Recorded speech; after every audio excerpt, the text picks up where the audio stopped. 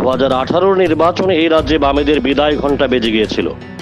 2023 নির্বাচনে ভেবেছিল কংগ্রেসকে নিয়ে ঘুরে দাঁড়াবে, কিন্তু স্বপ্ন সাকার হয়নি।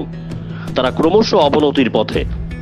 এবারের বিধানসভা নির্বাচনে পাহাড় বামেদের খালি হাতে বিদায় করে দিয়েছে। এই পরিস্থিতিতে ঘুরে দাঁড়ানোর চেষ্টা করছে মেলার মাঠ, কিন্তু কমিউনিস্ট নেতাদের তাড়া করছে ভয়। এই মুহূর্তে বামেদের সদস্য পদে পড়েছে ভাটা। সদ্য সমাপ্ত বিধানসভা নির্বাচনেও বামেরা হলফ করে বলেছিল তাদের ঝুলিতে আছে 1 লক্ষ সদস্য, কিন্তু ভোটের বাজারে তার প্রভাব পড়েনি। নির্বাচনের পর বাম নেতৃত্ব কয়েকবার করে আত্মবিশ্লেষণে বসেছিল, কিন্তু কোনোভাবেই তারা হিসাব মেলাতে পারেননি। বারবার রাজনীতির অঙ্কে পরিপক্ক বাম নেতৃত্বের মাথায় ভাঁজ পড়েছে, কারণ তাদের ঘোষিত সদস্য সংখ্যা 1 লক্ষ হলেও ময়দানে তারা 50,000-এর বেশি সদস্যদের কাজে লাগাতে পারেননি।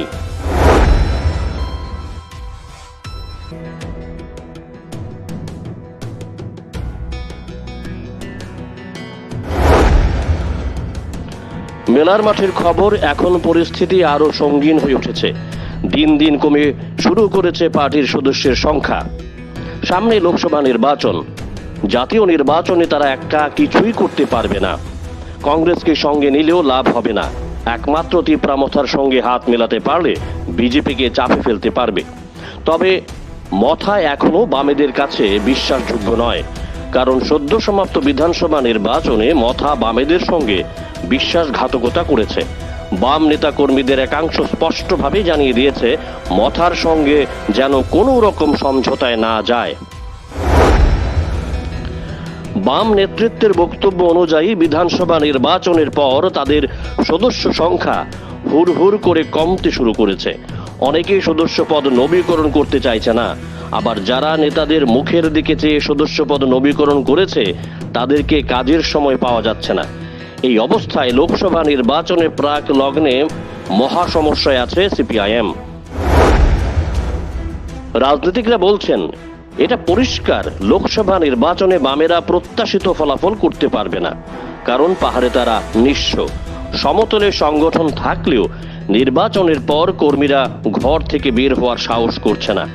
ব্রাঞ্চ কমিটিগুলিকে সচল করা বামেদের পক্ষে কঠিন হয়ে গিয়েছে, কারণ নির্বাচনের পর অনেকেই বসে গেছে ঘরে, তারা ঘরবন্দি।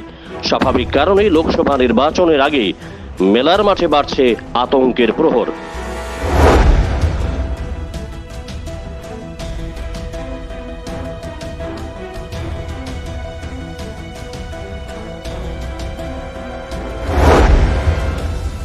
রাজনীতিকদের কথায় পশ্চিমবাংলা বামেরা ক্ষমতা হারানোর পর আর ঘুরে দাঁড়াতে পারেনি। প্রতিটি নির্বাচনে তাদের রাজনৈতিক সাফল্যের গ্রাফ নিচের দিকে নামতে শুরু করেছে। ত্রিপুরায়ও একই অবস্থা। 2018 পর 2023-এও অবস্থা আরো খারাপ। যদিও বাম নেতৃত্বের বক্তব্য প্রদ্যোৎ কিশোরের জন্যই এবার তারা ক্ষমতা দখল করতে পারেনি। 17টি আসনে বামেদের পরাজয়ের পেছনে মূল কারণ প্রদ্যোৎ কিশোরের তীব্রামথা। ভিডিও বিজ্ঞাপন।